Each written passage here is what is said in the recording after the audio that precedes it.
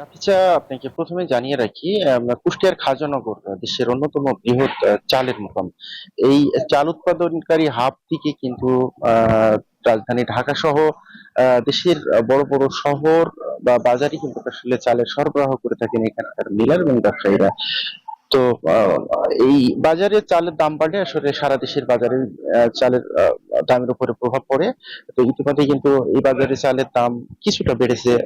ব্যবসায়ীরা বলছেন যে আহ, যে ধান তারা কিনতেন যে দামে, সেই ধানের দাম বেড়েছে, পাশাপাশি ধানের সরবরাহ সংকট দেখা দিয়েছে, যে কারণে চাল উৎপাদনের মূল উপকরণ ধানের দাম বৃদ্ধি এবং সরবরাহ সংকটের কারণে মূলত আসলে প্রধান কারণ হিসেবে ব্যবসায়ী এবং মিলাররা দাবি করছেন। পাশাপাশি তারা বলছেন যে চাল উৎপাদনের যে আনুষঙ্গিক খরচ, পাশাপাশি গাড়ি ভাড়া সহ অন্যান্য যেসব খরচ, সেগুলো বৃদ্ধি পেয়েছে, যার সামগ্রিক প্রভাব পড়েছে চালের বাজারে। তারা বলছেন যে নতুন যে চাল, অর্থাৎ আমন মৌসুমে আবাদকৃত যে ধান থেকে চাল, সেই ধান বাজারে না আসা পর্যন্ত এই চালের দাম কিন্তু আসলে কমবে না বলে তারা দাবি করছেন। আমি ইতিমধ্যে ভোক্তাদের সাথে কথা বলেছি, ভোক্তারা কিন্তু না বিশ্বাস। তারা বলছেন যে শক্ত বাজার বাজার তদারকি না করার কারণে মূলত আসলে মিলার সিন্ডিকেটের সুযোগ তুলেছে, এবং কুষ্টিয়ার জেলা প্রশাসক বলছেন যে চালের দাম বৃদ্ধির সুযোগ নেই।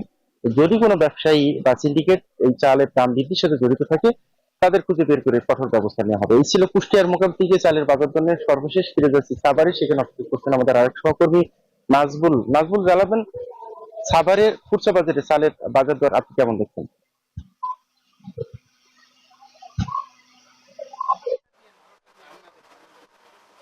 লালন, আপনাকে ধন্যবাদ। আপনি যেমনটি কুষ্টিয়া থেকে জানাচ্ছিলেন, এই মুহূর্তে রয়েছি সাভারের এবং খুচরা বাজারে রয়েছি, এবং খুচরা বাজারে কিন্তু চালের বাজারে কিন্তু আপনার যদি মোটা চাল বলি, মোটা চাল কিন্তু 3 থেকে 4 টাকা বেড়েছে, এবং চিকন চাল বেড়েছে 5 থেকে 6 টাকা। এছাড়াও যে সুগন্ধি পোলাও চাল, সেটা বেড়েছে কিন্তু 85 থেকে 90 টাকা পার কেজিতে। এবং সুগন্ধি চাল যেটা বলা হচ্ছে যে এই চাউলটা দেশের বাইরে যাচ্ছে। এছাড়াও কিন্তু বাজারে যে মনিটরিং, সেই চালের বাজারে কিন্তু মনিটরিং নেই, এবং বাজারে চাল কিন্তু 3 থেকে 4 টাকা পার কেজিতে হঠাৎ করে মোটা চাল বেড়ে যাওয়ায় আসলে নিম্ন আয়ের মানুষের যে ভোগান্তি, সেই নিম্ন আয়ের মানুষ আগে যেখানে 10 কেজি চাল কিন্তু আমরা বাজারে দেখেছি 3 কেজি 5 কেজি চালের বেশি কেউ কেনে নেই মোটা চাল। এবং বিশেষ করে নিম্ন আয়ের মানুষ আসলে বাজার করতে এসে কিন্তু তারা হিমশিম খাচ্ছে। হঠাৎ করেই বাজারে চালের দাম বেড়ে যাওয়াতেই আসলে তারা